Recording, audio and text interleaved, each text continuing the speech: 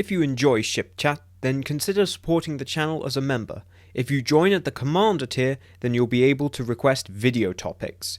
Thank you very much. Today we're looking at the Hideki class. It's a ship that's had a lot of misconceptions built around it, and partially it's because we never really get any solid information on it, and also because it appears in many different forms and is used for many different things. So we'll go through and bust some of those myths to begin with. So the first one is that it's a response to the Defiant, and well, if it is, it's not a very good one. And add to that the fact that it actually appears before the Defiant, and I don't care how good the Obsidian Order is, they're not that good. It was first used in Profit and Loss, and was implicitly suggested to be a shuttle, but we do see it's the same model. It was then used again in Tribunal. It was kind of grey with a bluish plasma glow, and then a CGI model was built for the Dominion War episodes. It was designed by Jim Martin, and apparently he got it actually was falsely attributed to Rick Sternbach, but no, it was Jim Martin designed this one, and it was, as I say, reused and recast in various episodes. The model was built by Tony Meininger. Sometimes it's an escort and sometimes it's a fighter. I can't help you there, but it does seem to at least have a consistent size. Interestingly, of course, the name Hideki refers to a Japanese scientist. There's also another Japanese person who's called Hideki, who probably doesn't enjoy such a good reputation. Its design is very kind of basically, you're taking the Galor shape and it's simplified down to a small escort ship, and that much is clear. But in any case, we'll get into the in-universe presentation. Now, in-universe, it's actually a post-Border War design, or it was developed in the sort of the latter half of the Border Wars, didn't quite see action. The Cardassians were finding that they were able to seize a lot of territory, but they would then have to devote their more high-tech advanced ships like the Kulinor and Escort to protecting and holding that territory, and that was a little bit inefficient when those ships are really designed for being more aggressive long-range warships, so then getting pressed into territorial defense wasn't really ideal. It was a bit of a waste of resources, so they wanted something that could do territorial defense very well, and so they developed the Hideki platform. So the Hideki is not just a class. You have essentially a series of subtypes. You essentially have two versions. You have a civilian disarmed version and a fighter version. Now, the civilian disarmed version is specifically intended to be rearmed if need be, and this was part of the Cardassian sort of future plan for a war with the Federation should one occur, particularly in the late 60s and entering the 2370s. The plan was to then suddenly rearm all these civilian ships and, have a swarm. Now, that isn't what ended up happening. What actually ended up happening was they got used by Cardassian militias. With or without the support of the Central Command is still unclear, but in the Maquis conflict.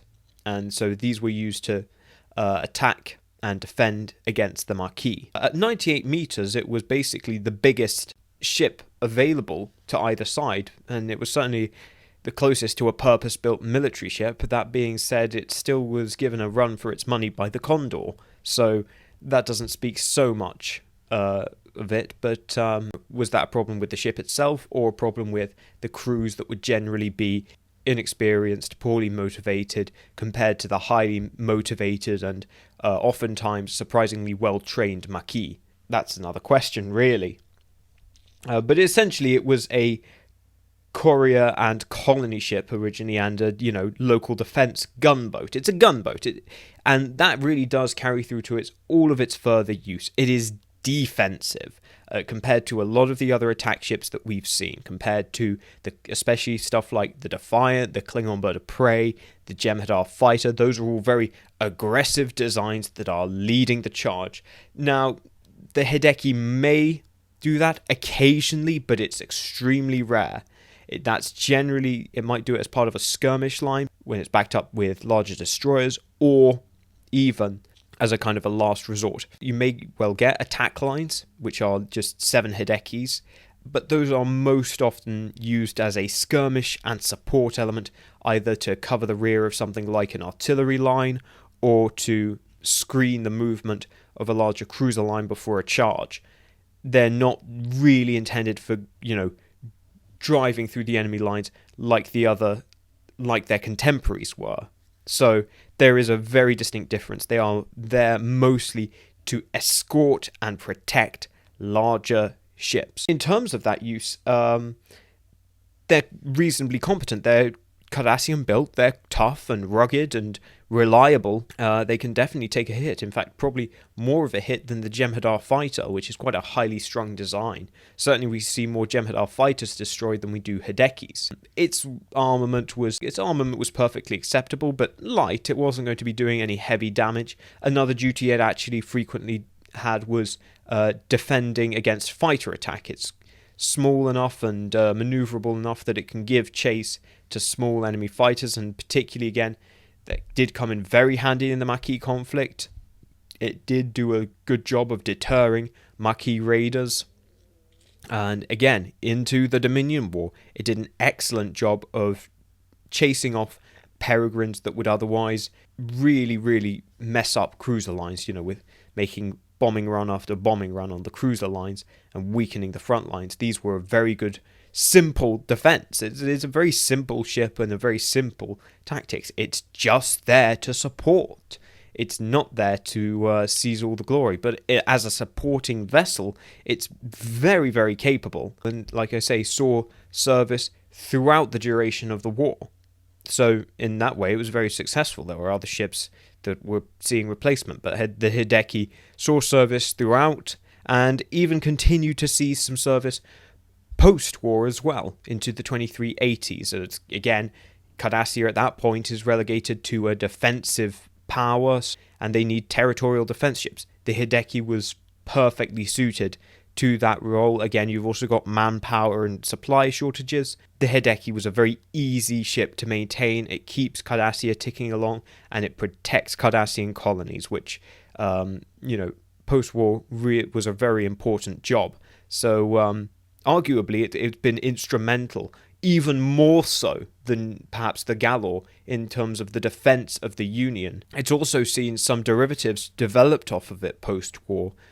Just some small differences and upgrades, but so it looks like the platform is going to really continue seeing use well into the next few decades. It certainly doesn't look like it's going anywhere anytime soon. So who knows? Perhaps it really is a contender for the next Klingon bird of prey in terms of reliability and simplicity.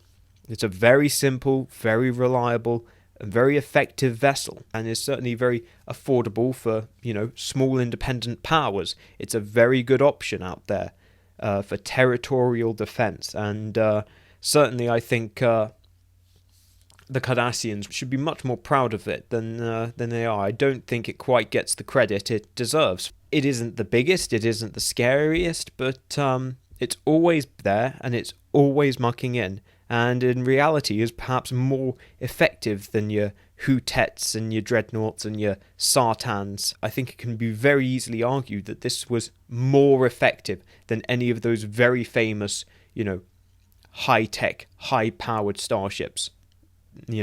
Reality, what was there with them in those initial successes in the Dominion War? What were they using when they were going forward and taking vast swaths of Federation territory? Obviously with Jem'Hadar help, but nonetheless, taking Federation territory, it was Galors and it was Hidekis. And that really, goes to show the strength of this design, particularly when you're familiar with it and you know how to use it and how best to employ it in a larger fleet. And that is something that the Cardassians did extremely well. So really, it is a quite an impressive ship, but it's not a superstar. It's not a heroic ship.